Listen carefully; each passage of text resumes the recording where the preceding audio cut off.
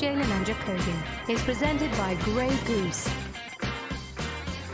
It's Friday. He is Jalen Rose. I am David Jacoby. We are Jalen and Jacoby. What is it that we do, Jalen? We give the people what they want. We have a full weekend of NFL games to get you ready for. We have some very interesting news about your Detroit Pistons, but we start with last night's NFL game where Aaron Rodgers and the Packers just ran through a depleted 49ers team. What did you think of the offensive explosion from the guys from Wisconsin?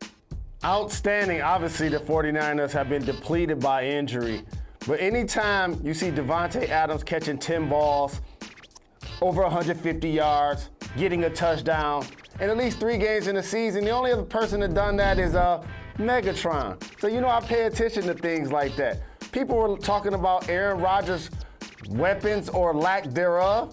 Haven't I been somebody consistently, Jacoby, that's like, wait a minute, Rodgers is top tier, Adams is top tier, and you see what he said after the game yesterday, you're like, wait a minute, I'm actually the best receiver in the game. And I told you that Aaron Jones was top tier, he was back as well. So the Packers, their offensive triplets are not their issue.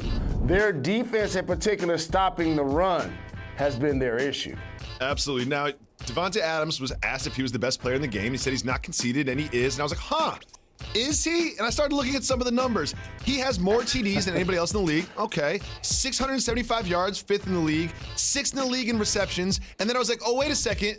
He's only played in 6 games, and everyone else who's above him has played in 7 or 8 games. So by the numbers, he might not be wrong. However, there is someone that plays in Arizona that you and I like a little bit more than Davante Adams, and we will get to him later. He's got a big game this weekend, but we start with the biggest game of the weekend, and that is a matchup that we saw in Week 1 where the Saints beat the Bucs. This is the rematch. What do you expect to see from this Saints offense? Kamara and more Kamara. Out of the backfield rushing, out of the backfield catching, lining up at receiver, lining up in the slot. This guy's so very graceful, Jacoby. Gives old school football fans shades of Gale Sayers. When it looks like everybody else is just running really fast, he just looks smooth and effortless. Alvin Kamara is going to have to be that consistent threat for Drew Brees because Michael Thomas and Emmanuel Sanders have both been in and out of the lineup, and we don't know if they're going to even play in this game. It seems like every time Kamara touches the ball, he goes for 8 yards. Whether he's catching it, whether he's running it, and he always seems to get the corner and get first downs constantly. However, the Bucs have the antidote for Alvin Kamara, and that is the best linebacking duo in the league, David and White. Also 2 words that you would use to describe me, David Jacoby. However, this team has the 2nd most sacks in the league, too. And White and David are so fast that I think they're going to give Kamara trouble turning the corner. I think without Thomas and Sanders, as you mentioned, they're leaning on Kamara so much. It seems like he touches the ball like 2 out of every 3 plays that the Saints run. I really think that this Bucs defense is going to be the reason that they beat the Saints this weekend, not all the weapons that they have on offense. And, of course, I feel obligated to ask, this is obviously the debut of Antonio Brown, another weapon for Tom Brady. What do you expect from him? How many snaps? How many targets? What do you think will happen with Antonio Brown and the Bucs? For him, it's great to just be back in the league. He's had a tumultuous last couple of years in and out of the game. And a lot of times, as he alluded to, you don't truly miss the game until it's actually taken away from you. And I give Tom Brady a lot of credit for him getting this opportunity. And I believe that he understands if he screws this opportunity up, there won't be any more opportunities. So don't be surprised if Tom Brady looks to try to get him involved. He's going to try to get Gronk involved, of course, and now they found their old school magic. Remember when he played 1 game with AB against the Dolphins, I believe he actually scored a touchdown. So don't be surprised if the Bucs try to get AB and pay dirt. Well, that would be significant for another reason as well, because Tom Brady and Drew Brees keep going back and forth on the all-time TD list. How cognizant do you think that these 2 are when they play about that all-time TD title? You know I'm huge on not beefing down. What Tom Brady has been able to do, Jacoby, is because of his excellence in his 6 championships. Other all-time greats like Peyton Manning had to initially take as many stats and touchdown passes as they can get. And then all of a sudden, Manning won him 2 Super Bowls and validated. Drew Brees did the exact same thing, getting all of the stats, putting all of the numbers, getting all the touchdown passes, and then he got a Super Bowl. Now they're both past 40 and they're still in the league. So while it's going to mean something to us to cover, trust me, it's going to mean a lot more to Drew Brees than Tom Brady, who has more touchdowns passing when they both retire. That's a good point. Now, both of these quarterbacks have been or are MVP level performers, but this year's front runner for the MVP at the midway point is pretty clearly Russell Wilson. Russell Wilson and his Seahawks go on the road to Buffalo. What do you expect to see from Seahawks on the road in Buffalo? Look at that deep ball, Jacoby. That reminds me of how I used to want it to look like on Madden. You can't hand it to a player more efficient than that. You see how Russell, look at the flick of the wrist. Look at the flick of the wrist. Nobody's doing it better currently in the game, and you see Lockett the Rocket getting out there deep, and Metcalf. What's going to happen with your die easy Bills at home, Jacoby? Are they going to be able to stop Russell from throwing deep? Hold on. Jalen, no one can stop Russell from throwing deep, but here's why the Buffalo Bills are going to beat the Seahawks this weekend. The Seahawks are great on offense. They've got all those weapons. The Seahawks give up 358 yards a game in the air. Again, 358. That is not just worse in the league. That is worse in the league by 46 yards a game. They cannot stop teams from throwing the ball on them. And Josh Allen has himself a new toy this year. That is Stephon Diggs. The Allen to Diggs connection you will see is going to score a couple touchdowns. I'm talking like 150 yards for Diggs. This is going to be another one of those Seahawks games that goes down to the wire. Something weird happens at the end, but it's going to be their inability to stop other teams through the air, which plagued the Seahawks all year long, is going to hurt them in this one, which is why I have Buffalo with the upset. And it's not just through the air, Jalen Rose. Buffalo the last couple games have been doing it on the ground. Not the biggest names. They're rushing the ball in the NFL, but Singletary and Moss have been pretty productive as a tandem. 126 yards a couple weeks ago, 190 yards last week. I have Buffalo as an upset in this one, and you look like you disagree, Mr. Rose. I know David Jacoby very well, friends and brothers from another for over a decade. I know what you're doing right now. What's that? I know what you're doing. I've gambled with you. You're putting all of your chips in the middle of the table for your die easy Bills. You talked about how great the defense is. You talked about how great Josh Allen is. You talked about how great Diggs is. We're the only show to ever talk about Singletary and Moss, and their run game is so underrated in the league. Because if they lose after you picked them, they're going to really let you down. Oh, I'm off. And I think if they let you down, you're going to jump off of the bandwagon. Another bandwagon. I think this topic is all about you. Way off it. Of course. I see the Bills winning at home. And remember where you heard it first, Jalen and Jacoby. Next up, we have, this is ESPN that you were watching as Jalen and Jacoby, but from time to time we turn into the Cardinals News Network.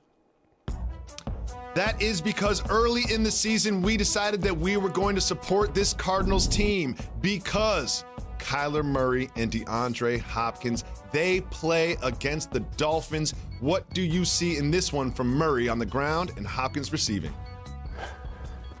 I think in an election year, I need to sign a petition. I think if the Cardinals make the playoffs and win a game, you need to get an image of Cliff Kingsbury during the draft behind you on your wall. What do you think about that? I mean, it's great architecture. Kyler I love Murray, his home. Jacoby. That's what I see. I see Kyler Murray going to D-Hop. And you know what I think? Let me tell you what I think. He was watching Adams last night, and he heard my stat. He heard catch 10 balls, get 150 yards, score a TD. That's what D-Hop is going to do this weekend. He saw Adams. I have DeAndre Hopkins as the best receiver in the league. However, Jalen, you know how I jump from bandwagon to bandwagon, and we're on the Cardinals bandwagon right now? Don't tell DeAndre Hopkins. No. I think they lose this game. It's the Dolphins defense. The Dolphins give up 18.6 points a game. That is the lowest in the entire league. You saw last week what they did to the Rams, and they score points too. And everyone points to Tua and how poorly he performed it. 90-something yards, only 12 completed balls or whatever. Tua put together one of the best college careers we've ever seen from a quarterback. I believe in Tua's abilities. I think he can't be bad 2 weeks in a row, and I think it's that Dolphins defense which is going to stifle the Cardinals offense. But this is going to be the one that I'm going to have my eye on in the late games. You know what I might do? I might turn Red Zone off and just turn this one on. I might just exclusively hone in on this one because I'm so excited for this one, and I really want Kyler Murray to lose this one. But don't tell D-Hop, okay, Jay? I know he's in your phone. Don't tell him. I'll jump right back on the bandwagon after they win. One game that I do not think will be very competitive, but will be interesting, is what are the Cowboys going to do against the Steelers and that defense at the quarterback position? They don't even know who they're going to start at this point. They don't know if they're going to start Garrett Gilbert or Cooper Rush. They're splitting snaps. They said, we're going to figure it out by Saturday. Jalen, what is happening? Thank you for this visual. Thank you, Demetrius, our producer. Is that Mike Tomlin? Yes. So let me just introduce everybody that knows anything about the NFL. Put Mike Tomlin back up there.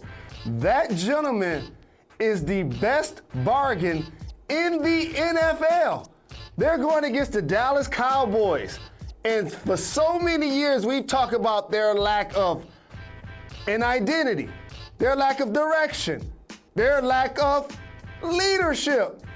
Let me see. These are all of the things that Mike Tomlin gives the Pittsburgh Steelers. They don't have a $100 million wide receiver. They don't have a top flight, highest paid running back in the NFL. They don't have one of the highest paid defensive linemen in the NFL. But you know what they have? Mike Tomlin. And if I'm the Pittsburgh Steelers, an organization that's only had 3 coaches in over 60 plus years, the model of having an identity and consistency, when I see Matt Rule sign this deal with Carolina, I bring Mike Tomlin in the office. And I say, let me tell you something. Here's a check. Wherever they give Matt Rule, we're going to do the Stephon Marbury and the KG. Either I want $1 more or $1 less. That's what we're going to do for Mike Tomlin. Well, I think that Mike McCarthy is preparing both quarterbacks because he knows he's going to need them both against this defense that has 30 sacks and 10 picks just halfway through the year. We are just halfway through the show. We've got so much more to prepare you for, including when the NBA is going to come back and what is happening with the Ravens. That and much more. You're watching Jalen and Jacoby. You're watching Jalen and Jacoby, presented by Grey Goose. Coming to you live from Pier 17 in the South Street Seaport and brought to you by Chase. Welcome back to Jalen and Jacoby. Jalen, it is now time for the segment where you decide what we discuss. It is Keep It Moving. Woo! Tang! Woo! Tang!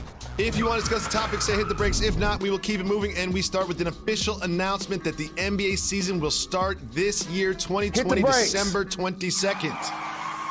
Jalen, a 72-game season starts 3 days before Christmas. There will be games on Christmas. What does that mean to you? This just warms my heart. Congratulations to the NBA for completing a season, getting us to a champion. Also, now preparing to start a new season. It's amazing work and organization of the league and the players working together to get this done. Absolutely. Look forward to that and look forward to inviting you into my home via my television on Christmas, just like I do every year. Moving on to the Ravens and Colts, huge matchup in the AFC. Keep moving or hit the brakes. Hit the brakes. Hit the brakes. Jalen did some research. While the Ravens have more rushing yards than any other team in the league, they have the least amount of passing yards in the NFL. That's right, the former MVP has thrown for less passing yards than any other team in the league. What can they do to get right? You already know since Louisville, there will be zero Lamar slander on my watch. But I want to ask Hollywood Brown a question. I wonder if he's watched Paid in Full more times than me. Because he asked the question, what's the use of having soldiers if you don't use them? Lamar's going to get him involved this weekend. Absolutely. It seems like Andrews gets triple teamed on every single snap, so he should be open. He should get some one-on-one isolations. I think that Hollywood Brown will get the ball. Even Lamar himself said that he needs to do so, and I think he will against the Colts, and the Ravens will roll. We will roll around to the next matchup, the Panthers against the Super Bowl champion Chiefs. Keep it moving or hit the brakes? You know what? Hit the brakes. Okay, we'll hit the brakes on this one. Christian McCaffrey is trending like he will be available. Do you think that could swing a difference for an upset for the Carolina Panthers and Teddy Bridgewater? Let me tell you the difference it's going to make. Jacoby, you know I love analyzing reality, but I'm much more excited about fantasy. Oh, man, Christian McCaffrey's coming back? Do you realize how many people around the world are enthusiastic that the #1 overall fantasy player is returning? He about to change, some money about to change hands now that he back.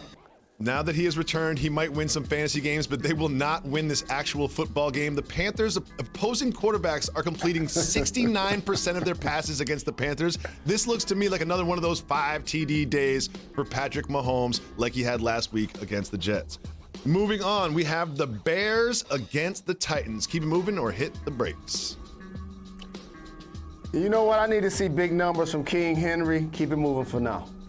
We keep it moving. We keep it moving. We have the suddenly hot Vikings against your trash Lions. Keep it moving or hit the brakes.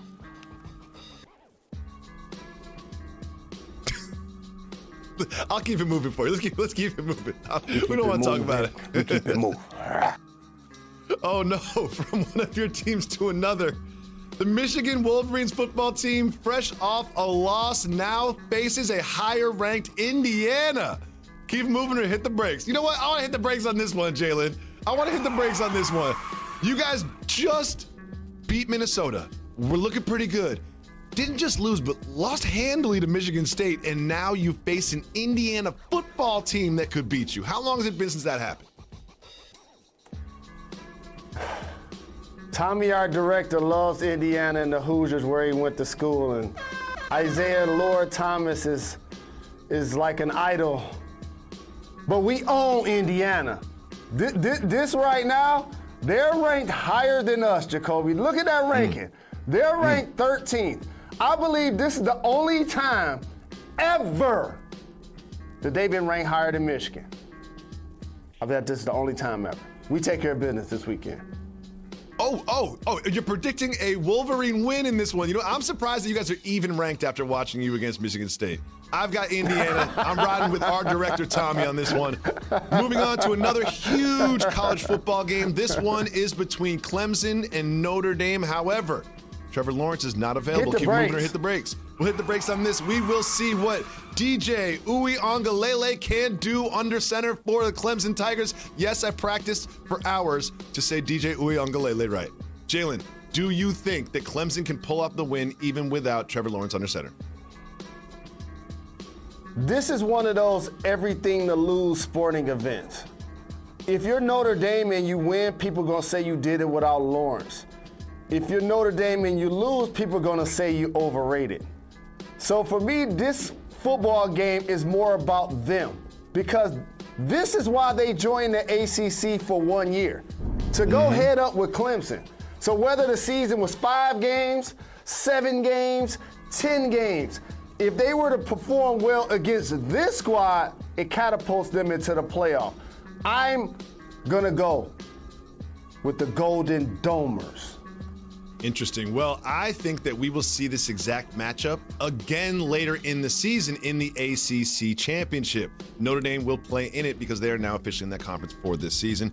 It is now time for some very important news that matters.